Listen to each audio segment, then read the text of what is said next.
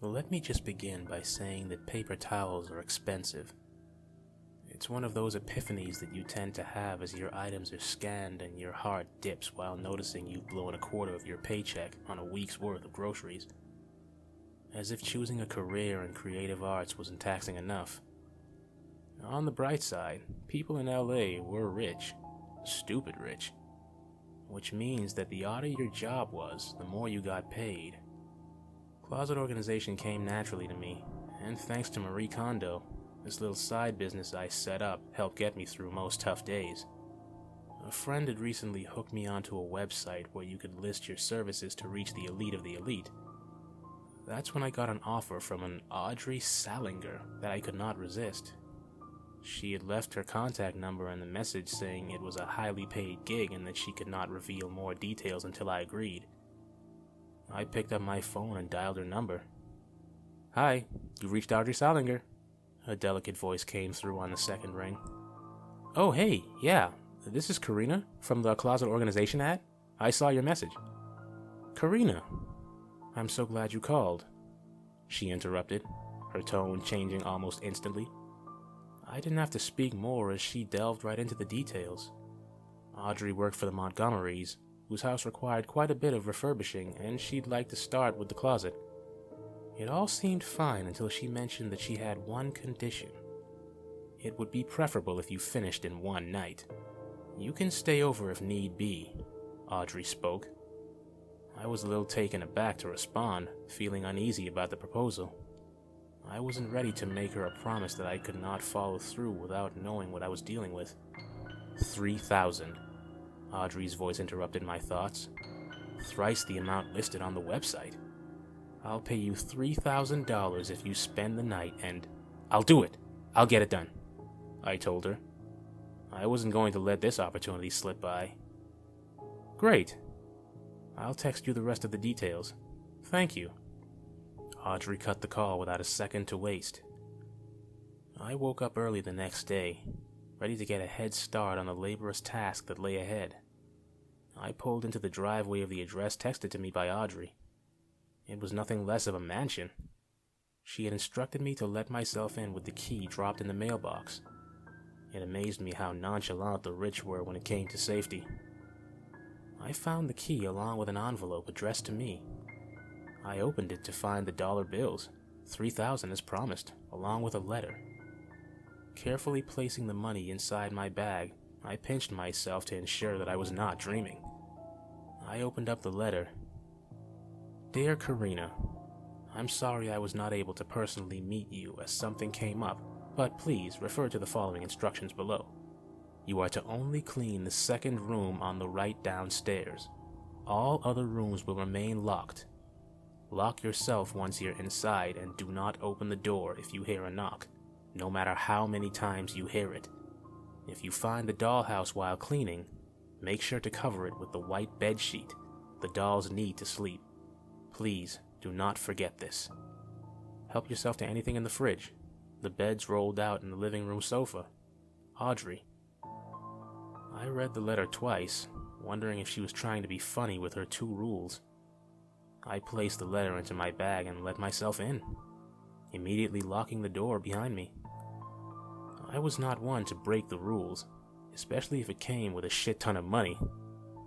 The grandeur of the Montgomerys' mansion swept me off my feet.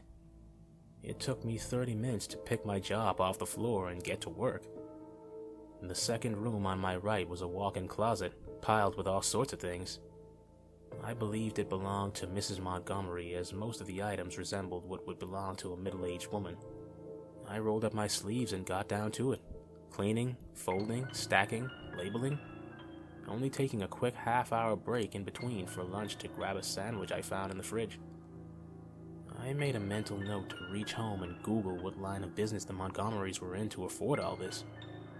When I came back, ready to tackle yet another section, I noticed a huge dollhouse, one that slipped my attention before. It was a replica of the very mansion I was in, right down to the detail. Every room, every tile, so meticulously designed. There were 4 miniature figures placed in a different room of the house. I assumed it was the family that currently paid for my 2 months' rent. I didn't dare touch the dollhouse, worried if I even chipped it a little, it would cost me a kidney. I dove right back to work, letting the hours pass me by. It was 11 p.m. as I placed the last pair of stilettos on the shelf. Too exhausted to even eat, I shut the lights out and closed the door behind me, crashing on the living room couch. I was deep asleep when I was awakened by the knocking. I checked my phone to see that it was almost 2 a.m. The eeriness of it all finally caught up to me as I began to imagine the worst-case scenarios in my head. I began to regret signing up for this. The knocking got faster, and I shut my eyes trying to zone it out. I woke up the next morning to the sound of clanking pans from the kitchen. I realized I had overslept due to my exhaustion. I walked into the kitchen to find a man and a woman, similar to the dolls I saw. "Good morning. You must be Karina." Mrs. Montgomery flashed a bright smile. "I love what you've done with the closet. Looks so much more compact." "Oh, thank you. I didn't know you were here." I spoke, too embarrassed to present my disheveled morning face. "Oh yes, we found an early flight back from the Bahamas. Kids couldn't wait to get home. Why don't you join us for breakfast?" I sat down on one of the high chairs as the two kids rushed in. After helping myself to a scrumptious meal, I said goodbye after thanking them at least a couple hundred times. On my drive back, with only 5% battery left, I quickly texted Audrey that the job was done, and that I had the pleasure of dining at the Montgomerys. As soon as I reached home, I jumped into the shower and plugged my dead phone in. I could feel the fatigue leaving my body as the hot water hit. I couldn't help but sing out loud, ecstatic about how this gig went. My bathroom concert was interrupted by a knocking on my front door. I turned off the water and wrapped myself with a towel. "Give me a minute," I yelled as I hurried to get dressed. My phone screen flashed. 15 missed calls from Audrey. 4 texts. The knocking began again. "In a second." I read the text. "Karina, pick up my call. Did you leave the house? Tell me you left." I couldn't understand Audrey's panic as I scrolled through her texts. "Karina, did you forget to cover the dollhouse?" I couldn't recollect. I figured I must have forgotten because of how tired I was. The knocking on my door came faster, more furious now. "The Montgomerys died in a plane crash 2 years ago, a trip back from the Bahamas." I clutched my phone tight in my hands as I read those lines. My stomach dipped and I felt like I couldn't breathe. If the Montgomerys died 2 years ago, who did I have breakfast with today? I felt my ears get hot, the knocking fading into the background as my own heart beat louder. The dolls need to sleep too.